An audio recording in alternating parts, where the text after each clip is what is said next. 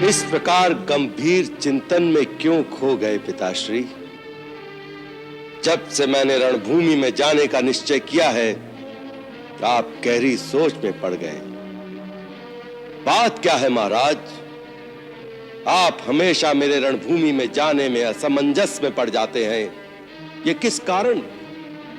पुत्र मोहवश अथवा आपको मेरे रण कौशल पर संदेह है? माता, मेघनाथ वचन देता है, काका कुंभकर्ण, भैया अक्ष कुमार, भैया अतिकाय, प्रहस्त, देवांतक, नरांतक अपने एक एक भाई के बदले उनके हजार हजार योद्धाओं को मारकर हृदय की धधकती प्रतिशोध की ज्वाला ठंडी करेगा। आंसू पोष दो मां, इंद्रजीत को रघुवंशियों पर विजय प्राप्त करने का आशीर्वाद दो।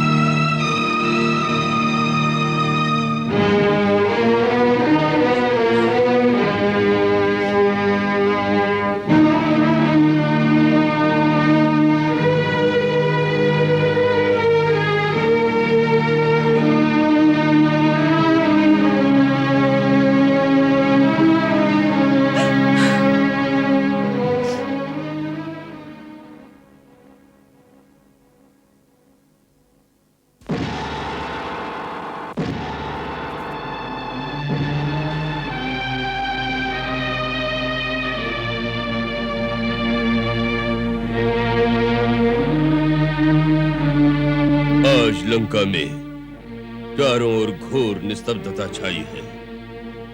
ऐसा जान पड़ता है जैसे किसी भी घर में चूल्हा तक नहीं जला, कहीं से भी धुआं उठता हुआ नहीं दिखाई दे रहा है। जिस नगर के चार चार महाबली परम पराक्रमी राजपुत्र एक साथ अकाल मृत्यु के मुख में समा गए हों, वहां और क्या होगा?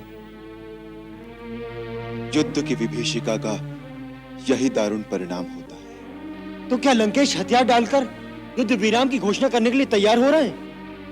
लंकेश की गतिविधि की सूचना का साधन तो विभीषण जी के गुप्तचर ही हैं। विभीषण जी ही बता सकते हैं कि लंकेश का अगला कदम क्या है। अनल को गुप्त रूप से अंदर अवश्य भेजा है। अतिकाय की माता पुत्र शोक में विक्षिप्त सी हो रही है। इसके अतिरिक्त और कोई समाचार नहीं।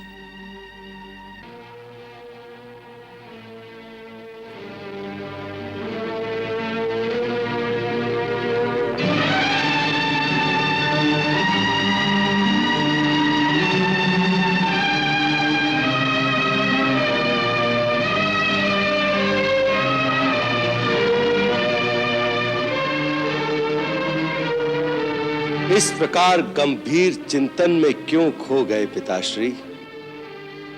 जब से मैंने रणभूमि में जाने का निश्चय किया है, आप गहरी सोच में पड़ गए। बात क्या है महाराज? आप हमेशा मेरे रणभूमि में जाने में असमंजस में पड़ जाते हैं। ये किस कारण? पुत्र मोहवश अथवा आपको मेरे रण कौशल पर संदेह है? संदेह? तुम पर संदेह? इंद्र के वज्र को भी मामूली कंकर की तरह प्रभावहीन कर देने वाले इंद्रजीत पर संदेह?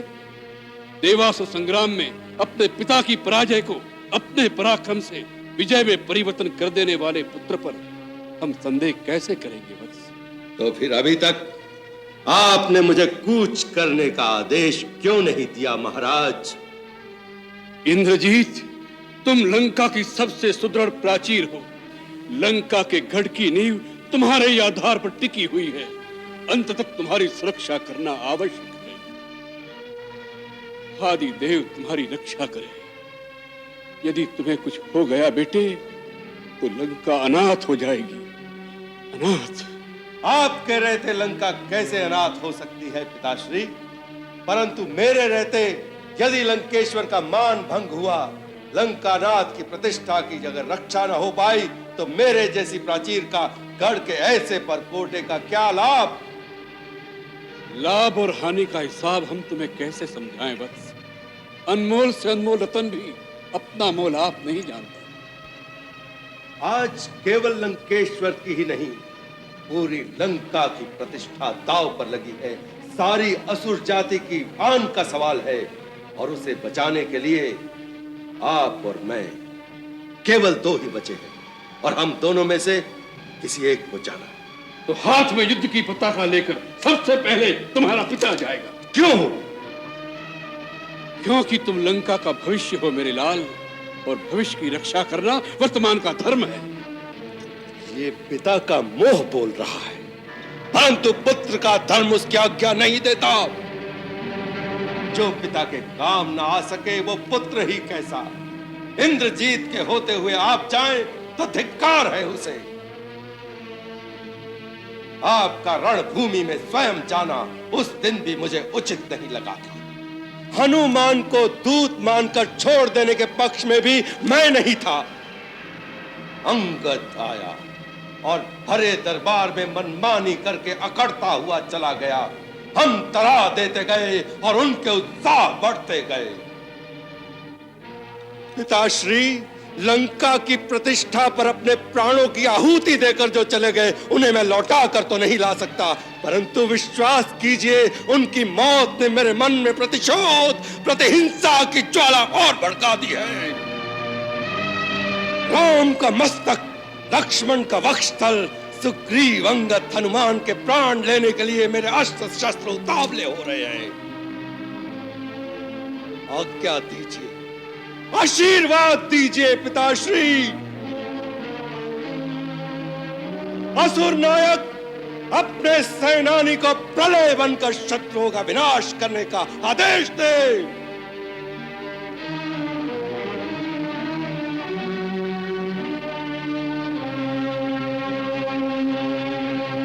आप क्या सोच रहे हैं? हम सोच रहे हैं इंद्रजीत कि पाताल में भैया अहिरावण ने हमें आश्वासन दिया था कि जब भी आवश्यकता होगी वह हमारी सहायता के लिए आएंगे। वह माया रचने में हम लोगों से भी आगे है, उन्हें क्यों न बुला लिया जाए? अपने पुत्र के होते हुए आप दूसरे लोग से भाई को अपनी सहायता के लिए बुलाएंगे तो इंद्रजीत लंका की प्रजा के सामने सर उठाकर कैसे चलेगा? पिताश्री, आपके मन में दुर्बलता एक छोटा सा छिद्र कर रही है, उससे सावधान रहे। जीत के लिए पूर्ण मनोबल आवश्यक है। इंद्रजीत पे विश्वास करें, मैं युद्ध का चित्र ही बदल दूंगा। आप मुझे आज्ञा और आशीर्वाद दोनों दें पिताश्री।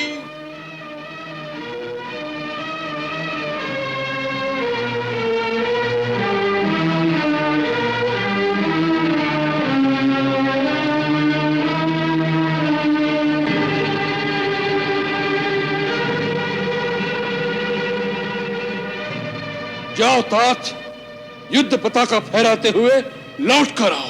यही होगा, यही होना निश्चित है महाराज। आज सूर्यास्त से पहले उन सूर्यवंशियों का सूर्यास्त करके मेघनाद गगन में गरजते मेघों के समान अखिल ब्रह्मांड में अपना जयनाद गुंजाता हुआ लौटेगा।